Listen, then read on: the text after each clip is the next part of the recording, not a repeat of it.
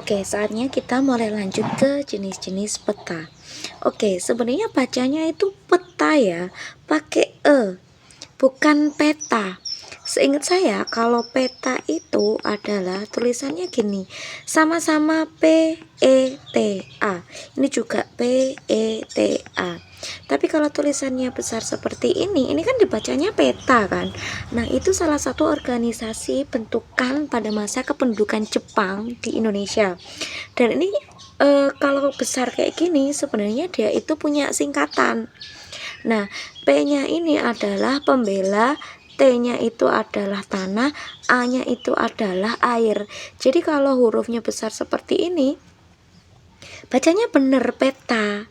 Tapi ini adalah suatu akronim atau singkatan, berarti ada kepanjangannya. Sedangkan yang ini itu tidak ada kepanjangannya. Ini kan tadi gambaran permukaan bumi kan. Jadi sebenarnya ini bacanya pakai bukan peta tapi peta. Kayak E-nya itu ketahan di sekitar apa ya? tenggorokan dan juga liang tubuh, liang mulut kita gitu loh. Nah, kalaupun memang tulisannya adalah seperti ini boleh. Kalau di geografi bacanya ini pakai ya, pakai bukan peta tapi peta, walaupun tulisannya sama. Oke, sekarang kita mulai masuk ke jenis yang pertama adalah berdasarkan isinya. Yang pertama adalah peta rupa bumi atau peta umum. Di sini juga kalau di Indonesia juga disebutnya sebagai peta RBI. Dengan kepanjangannya adalah rupa bumi Indonesia. Nah, kemudian yang kedua, kalau ada yang umum, berarti ada yang khusus. Atau disebut juga sebagai peta tematik.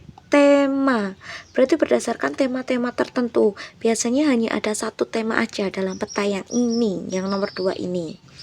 Nah, oke, kita mulai masuk ke peta rupa bumi atau peta umum dulu ya. Peta rupa bumi atau peta umum adalah menampilkan ketampakan secara umum tanpa ada spesifikasi atau penonjolan salah satu informasi. Berarti ini sebenarnya nggak ada yang tidak ada yang spesial, tidak ada yang spesial karena kan umum. Dia itu bisa berupa ketampakan alam, bisa juga ketampakan budaya dan juga garis kontur pada satu peta ini. Itu kalau peta rupa bumi atau umum. Oke, coba kita zoom dulu ya. Ini memang maaf sekali kalau memang misalkan resolusinya nggak terlalu bagus, tapi ini mungkin bisa kita analisis dulu. Kan tadi kan untuk ketampakan alamnya ada, ketampakan budayanya juga ada garis kontur. Kalau di peta ini tidak ada garis kontur. Nah, coba dari gambar-gambar ini kamu ketemukan apa saja ketampakan alamnya yang kamu lihat dari gambar ini. Oke, kita perbesar. Oke, ini adalah peta RBI-nya daerah Sidoarjo. Nah, ada ketampakan alam, ada ketampakan budaya. Ketampakan alam yang pertama adalah kamu menemukan ada garis yang tidak rata seperti ini, yang tidak teratur seperti ini, berarti ini adalah sungai. Terus kemudian yang hijau ini adalah lahan pertanian atau biasanya itu lebih ke adalah hutan juga sih. Sedangkan yang kuning ini adalah kayak semacam ladang. Mungkin kalau misalkan di sekitar kita itu bahasanya adalah kebonan. Iya, kebonan. Kayak ladang di sekitar rumah warga kayak gitu. Nah, terus kemudian selain ketampakan alam ada ketampakan budaya. Ini adalah contohnya jalan. Ada simpangnya seperti ini juga. Dan dia teratur. Ini teratur. Kira-kira jalan itu maksudnya ketampakan alam atau ketampakan budaya? Nah, berarti pertama adalah jalan kan. Terus kemudian yang oren-oren ini itu sebenarnya adalah bangunan. Bangunan itu ketampakan alam atau ketampakan budaya. Nah, berarti bisa dianalisis mana aja yang ketampakan alam dan mana aja yang ketampakan budaya. Oke, terus kemudian kita coba beralih ke garis kontur. Saya mau ngasih tahu kalian apa itu garis kontur biar seenggaknya agak bisa dipahami.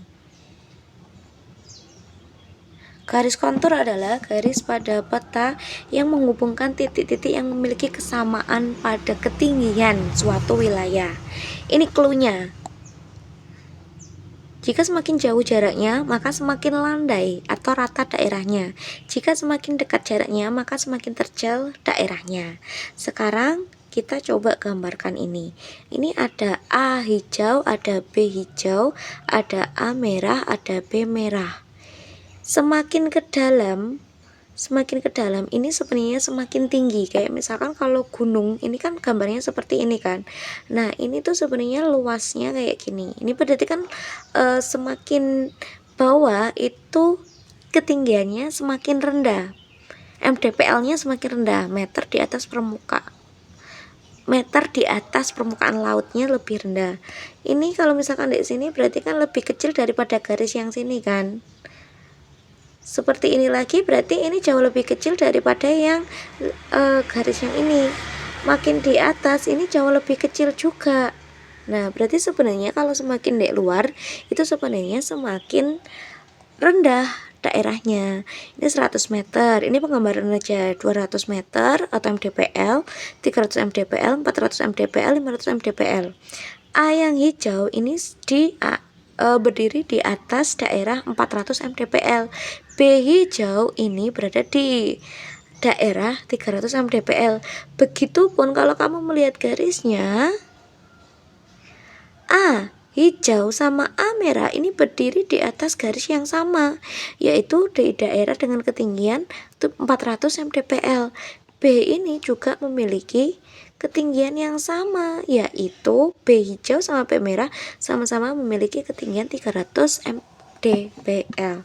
Sekarang pertanyaannya adalah, menurut kalian jika diberikan garis antara A hijau dengan B hijau dibanding garis penghubung antara A merah dengan B merah, jarak garisnya antara AB hijau dengan AB merah ini lebih panjang mana? Apakah lebih panjang yang AB hijau atau AB merah? Jawabannya lebih panjang AB merah. A-nya tadi di sini, B-nya di sini, berarti lebih panjang kan? Nah, tapi kalau pertanyaannya di antara dua ini, AB hijau sama AB merah, manakah daerah yang landai? Apakah AB hijau atau AB merah? Silakan dibaca clue-nya ini.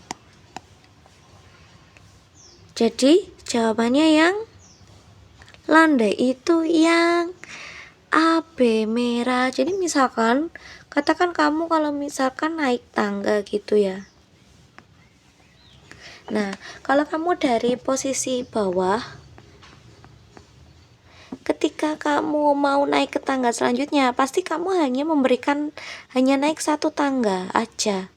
Akhirnya kamu sudah berada di sini. Terus kemudian kamu mau naik tangga lagi. Oke, sekarang kamu berada di sini. Ini jarak ini, apakah kamu naik? Kamu kan cuma berjalan biasa kan? Berjalan biasa, berjalan dengan lurus. Baru kalau misalkan mau ke tangga selanjutnya, baru kamu menaikkan satu kakimu, diikuti dengan kaki yang lain. Berarti sebenarnya penggambaran yang ini itu adalah daerah yang landai. Sedangkan daerah ini adalah daerah yang curam karena kamu cuma naik satu tangga. Sedangkan kalau daerah yang landai itu sebenarnya daerah datar gitu loh. Daerah datar, kamu tuh nggak perlu terlalu banyak effort. Dan di sini daerah yang landai itu daerah datar itu sebenarnya lebih maju karena aksesibilitasnya lebih mudah. Makanya sebenarnya kenapa kok AB itu landai. sorry, kenapa kok AP merah itu jauh lebih landai, jaraknya lebih jauh juga ini penggambarannya. Oke.